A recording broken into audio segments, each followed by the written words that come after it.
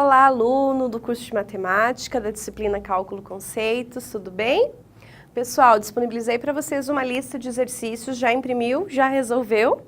Então hoje eu vim aqui trazer a resolução dessa lista de exercícios, a gente vai fazer por partes, vai fazendo exercício por exercício aqui, para que você que teve um pouco de dificuldades com a lista, mesmo olhando o gabarito não conseguiu entender, possa compreender melhor, tá bom? E mesmo assim, se você ficar com dúvida, gente, não se preocupe, não tenha vergonha de ir lá na tutoria pedir ajuda.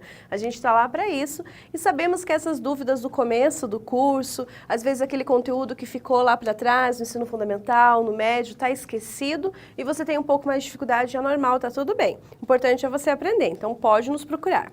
Então, para você que já imprimiu o exercício, se você não imprimiu, dá um pause, vai lá, abre o PDF para acompanhar a explicação junto comigo aqui. O exercício 1, ele passa 3 conjuntos numéricos para você, o A, o B e o C, perdão, né, com alguns números aí nesses conjuntos, e aí ele pergunta para você qual seria o valor dessa expressão aqui. Então, gente, reparem que aqui nós temos as operações com os conjuntos. A gente tem aqui a interseção, certo? E aqui eu tenho a união. Então, eu tenho duas operações diferentes. E você tem que lembrar o que são essas operações com conjuntos, o que cada uma delas quer dizer. Então, gente, vamos lá. Unir, juntar tudo. Então, quando você tiver que fazer a união dos conjuntos, você vai juntar todos os números que tem, tanto em um conjunto como no outro. Une todos os números dos elementos. A interseção já é um pouco diferente. Na interseção, você tem somente aqueles elementos que estão em comum em todos os conjuntos envolvidos ali naquela interseção. O que aparece em um e aparece no outro também. Certo? Combinado? Então, gente, eu falei ali de números, mas é importante falar também que conjuntos não é só de números, você pode ter de letras, de notas musicais, de regiões brasileiras, tá bom? Fique esperto com isso. União junta tudo, interseção, só aquilo que tem em comum. Como a gente tem um parênteses aqui, a gente vai resolver primeiro essa parte, a interseção entre os elementos do conjunto A e os elementos do conjunto B, ou seja, aquilo que tem em comum, então, nos conjuntos A e B. Então, vamos observar bem os conjuntos ali e vamos identificar o que tem em comum no A e no B. Então, se você olhar o conjunto A e o conjunto B, você vai perceber que apenas o elemento 4 está nos dois conjuntos ao mesmo tempo. Né? O 4 é em comum entre o A e o B.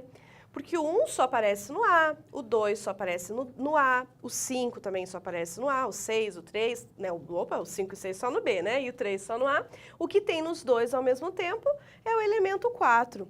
Então, a interseção entre o A e o B é só o elemento 4. E aí você vai unir isso com todo o conjunto C, que é 1, 6, 7, 8, 9. Unir, junta todo mundo.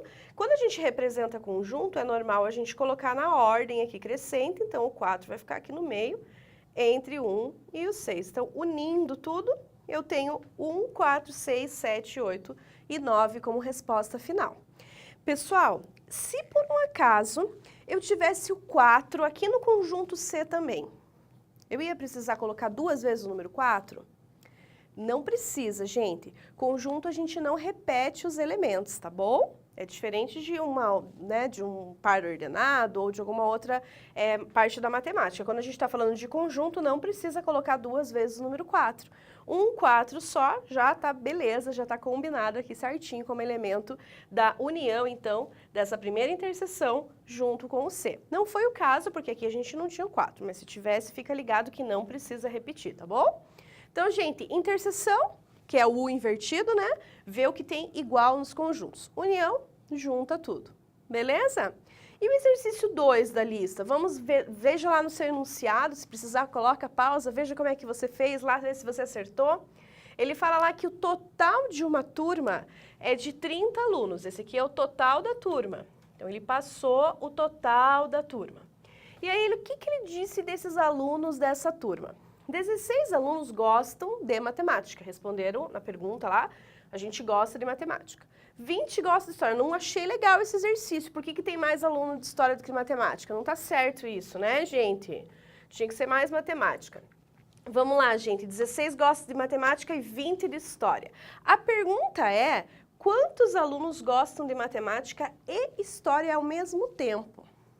Então, veja, alguns alunos só somam aqui, né, quando vão resolver esse tipo de problema com conjunto. Aqui você já vai ver que tem alguma coisa errada, porque daria 36 alunos e nós temos 30 alunos nessa sala. Isso significa que alguns alunos que estão aqui, que gostam de história, eles também estão aqui porque gostam de matemática também. E é justamente isso que o exercício está pedindo. Quantos alunos será que gostam de matemática e história ao mesmo tempo? Esse tipo de exercício, gente, você resolve com o diagrama de Venn, né? Aquelas círculos com as interseções. Então, precisa praticar bastante aí o diagrama de Venn. Então, nós vamos fazer um diagrama aqui para representar a matemática e um outro para representar a história. Só que aqui eles têm uma parte em comum, que são aqueles alunos que gostam tanto de matemática como de história também. No exercício, você sabe que 16 alunos gostam de matemática, 20 gostam de história.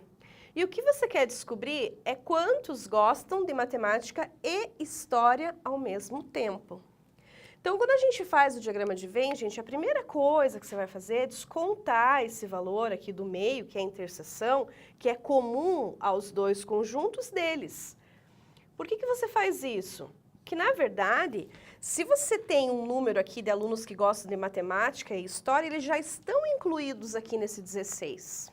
Eles já fazem parte do 16. Então, você retira aqueles que são em comum, para saber quantos gostam só de matemática, que não gostam de história. Juntando que a pessoa gosta de só de matemática, mais o que é em comum ali com matemática e história, vai dar o 16, mas precisa descontar o que é comum ali primeiro. Certo? A gente sempre começa o diagrama de Venn, então, descontando aquilo que é comum aos dois conjuntos. Muito bem. Se eu somar agora quem gosta só de matemática com quem gosta só de história, com quem gosta dos dois, eu tenho que ter o total de aluno. Só que tem um detalhe. Talvez nessa sala eu tenha algum aluno aqui fora que não gosta nem de matemática, nem de história. O problema não trouxe essa informação. Mas o que eu posso garantir? Que se eu somar só matemática com só história com o comum, eu vou ter que ter um número menor ou igual ao total de alunos, que é 30.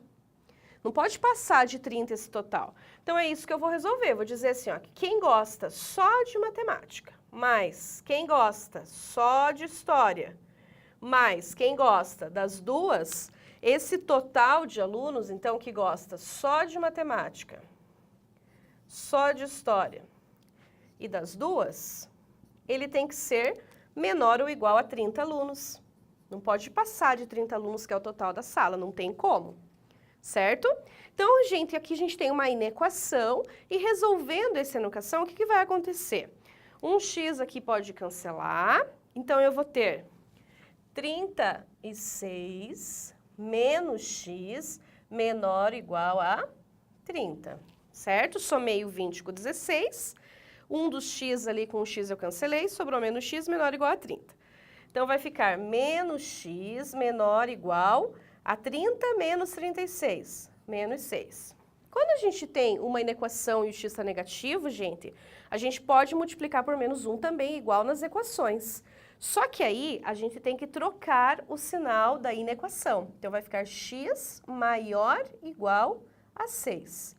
Ou seja, pelo menos 6 alunos gostam das duas disciplinas, mas pode ser que seja mais, caso tenha algum aluno que está aqui no meu ponto de interrogação, que não gosta nem de matemática, nem de história. Então, quem está aqui fora, que eu deixei ponto de interrogação porque eu não sabia quantos eram, pode ser que tenha aluno ou não, não sei, mas eu sei que pelo menos, né, 6 alunos gostam, então, de matemática e história. Então, esse exercício, gente, envolve um conceito um pouco diferente de conjuntos, de diagrama de Venn. Primeiro, porque ele não fala quantos que são comuns aos dois conjuntos, e depois que ele deixa no ar aí se tem aluno que não gosta nem de matemática nem de história, e você tem que responder que é pelo menos, então, 6 que gostam de matemática e história. certo? Mas é bom para você praticar. Tem outros exercícios aí gravados em diagramas de Venn. Vai praticando para quando chegar na prova você estar bem craque aí em diagramas de Venn. E também para aqueles que forem dar aula de matemática, quem forem lecionar, também estarem bem craques para ensinar diagrama de Venn para os alunos de vocês, tá bom? Então até daqui a pouco a gente já volta, já retoma para dar continuidade na lista de exercícios. Espero vocês!